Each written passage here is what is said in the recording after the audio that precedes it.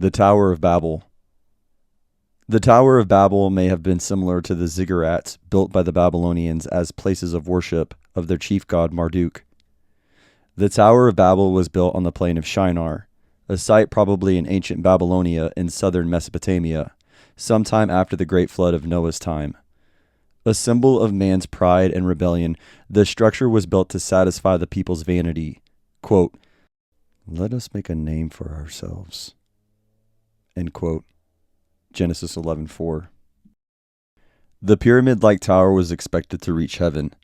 These people were trying to approach God on their own self-serving terms, but they learned that the gates of heaven cannot be stormed.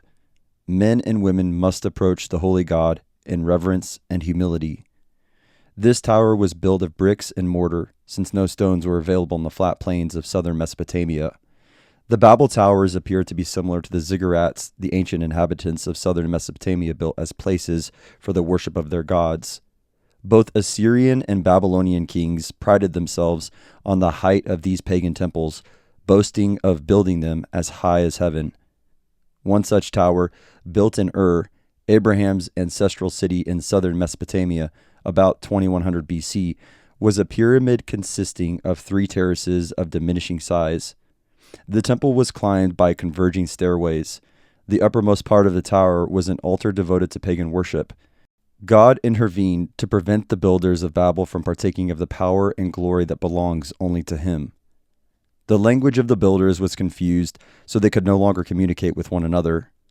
In their frustration, they abandoned the project. Then the prideful builders were scattered abroad. Genesis 11:7 and 8. How small and weak this tower was in comparison to God's power. Humankind's misguided efforts at self-glorification brought on confusion and frustration, and their dispersion throughout the world.